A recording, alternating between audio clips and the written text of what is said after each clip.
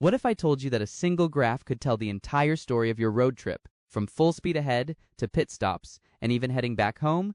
Let's cover the distance time graph. Graphs are powerful tools.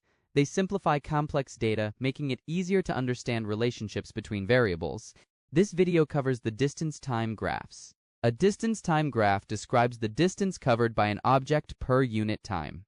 But first, let's paint a quick picture. Imagine you're driving to your friend's house. It's a 20-kilometer drive. You take 20 minutes to get there, spend 2 hours hanging out, and then take 30 minutes to get back home. This data can be plotted on the distance time graph. Let's break it down. A distance time graph has two axes, a vertical and a horizontal axis. A vertical axis represents the distance covered by the object. A horizontal axis represents the time taken by an object. The distance can be in meters or kilometers. Time can be in seconds, minutes, or hours. The units to be used are based on the data given. The following are the features of the distance time graph. The gradient or slope line represents speed. The steeper the gradient line, the faster the motion of the object. For instance, given these two gradient lines, the object represented by this line is moving faster, while the other one is slower. A horizontal or flat line represents a stop. The object is at rest. A negative gradient represents that the object is returning to its starting point. A curved line represents acceleration.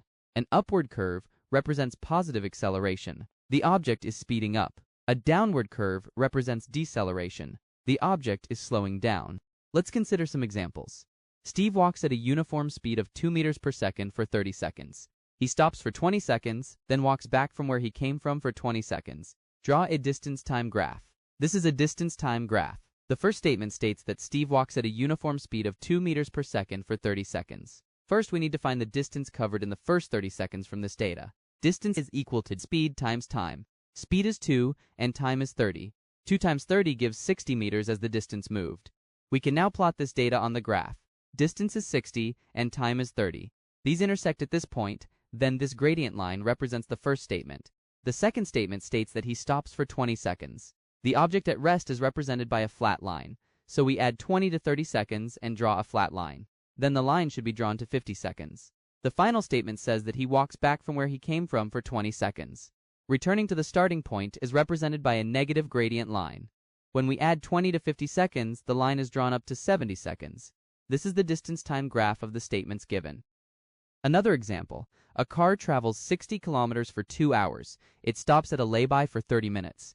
Then it continues at a steady speed of 40 kilometers per hour for 1 hour. Draw a distance time graph.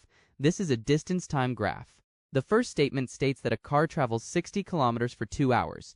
Distance is 60 kilometers and time is 2 hours or 120 minutes. These intersect at this point, then this gradient line represents the first statement. The second statement states that the car stops at a lay-by for 30 minutes. So we draw a flat line from 120 to 150.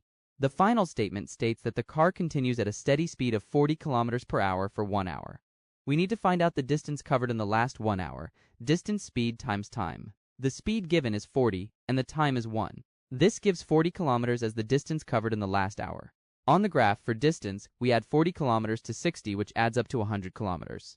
For time, we add 1 hour or 60 minutes to 150, which adds up to 210 minutes. 100 and 210 intersect at this point, so this gradient line represents the last statement.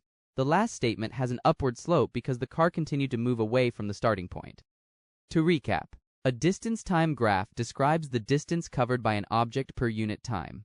A distance time graph has two axes, a vertical and a horizontal axis. A vertical axis represents the distance covered by the object. A horizontal axis represents the time taken by an object. The gradient or slope line represents speed.